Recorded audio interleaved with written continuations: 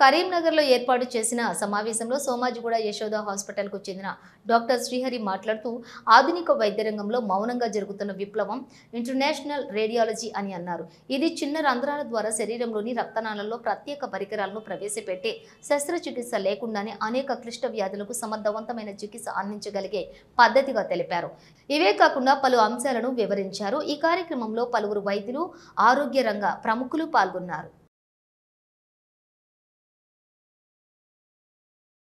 So మీరు ఎప్పుడైనా శస్త్రచికిత్స లేకుండా చిన్న రంధ్రం ద్వారా ఒక థెరపీని చేయడం చూసారా?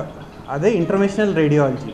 So interventional radiology game changer లాగా వస్తుంది. సో ఈ ఎన్నో మన డిసీజెస్కి దీంట్లో సొల్యూషన్ అనేది ఉంటుంది. సో ఇంటర్వెన్షనల్ రేడియాలజీలో మనం ఎట్లా చేస్తాము అంటే ఒక ఎక్స్రేస్ కానీ, అల్ట్రాసౌండ్ కానీ, సిటీ కానీ, డిఎస్ఏ కానీ, ఇమేజింగ్ మోడాలిటీస్ తోటి మనం చిన్న సూక్ష్మ క్యాథెటర్లు కానీ బాడీలో అవయవాల దగ్గరికి టార్గెటెడ్గా రీచ్ అయ్యి అక్కడికి ట్రీట్మెంట్ అనేది చేయడం జరుగుతుంది. సో దీనివల్ల పేషెంట్స్కి అడ్వాంటేజెస్ ఏంటి అంటే ఇది మినిమల్లీ ఇన్వేజివ్ ప్రొసీజర్స్, పేషెంట్కి డే కేర్లో చేసే ప్రొసీజర్లు చాలా ఉన్నాయి అండ్ పేషెంట్కి పెయిన్ తక్కువ అండ్ ట్రీట్మెంట్ రిజల్ట్స్ అనేవి లాంగ్ టర్మ్గా ఉంటాయి అండ్ పేషెంట్ స్టే అనేది తక్కువ రోజులు ఉంటుంది హాస్పిటల్లో, త్వరగా రికవరీ అవ్వగలరు.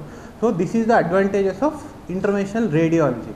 సో మనం శస్త్రచికిత్స లేకుండా చిన్న రంధ్రం ద్వారా ప్రత్యేక ఇమేజింగ్ గైడెన్స్ తోటి మనం ఎక్కడైతే బాడీలో పార్ట్కి రీచ్ అవుదాం అనుకుంటున్నామో అక్కడ వరకు రీచ్ అయ్యి ట్రీట్మెంట్ని చేయడం, ఈ పద్ధతి ఇంటర్వెన్షనల్ రేడియాలజీ అనేది ట్రీట్మెంట్. సో ఈ ట్రీట్మెంట్ ద్వారా మనం ఎన్నో రోగాల్ని క్యూర్ అనేది చేయగలము, అట్లనే ఎన్నో డిసీజెస్ని డయాగ్నోసిస్ కూడా చేయగలము. సో వీటన్నిటిని మనం డిఎస్ఏ కానీ, అల్ట్రాసౌండ్ కానీ పరికరాలతోటి మనం డయాగ్నోస్ చేస్తామన్నమాట. సో ఈ పేషెంట్కి చిన్న రంధ్రం, మనం చెయ్యి దగ్గర రక్తనాళం దగ్గర కానీ, తొడ దగ్గర రక్తనాళంలో కానీ ఒక చిన్న చీలిక చేసి మనం క్యాథెటర్లని వివిధ ఆర్గాన్స్కి రీచ్ అయ్యి అక్కడే ట్రీట్మెంట్ అనేది జరగడం జరుగుతుంది.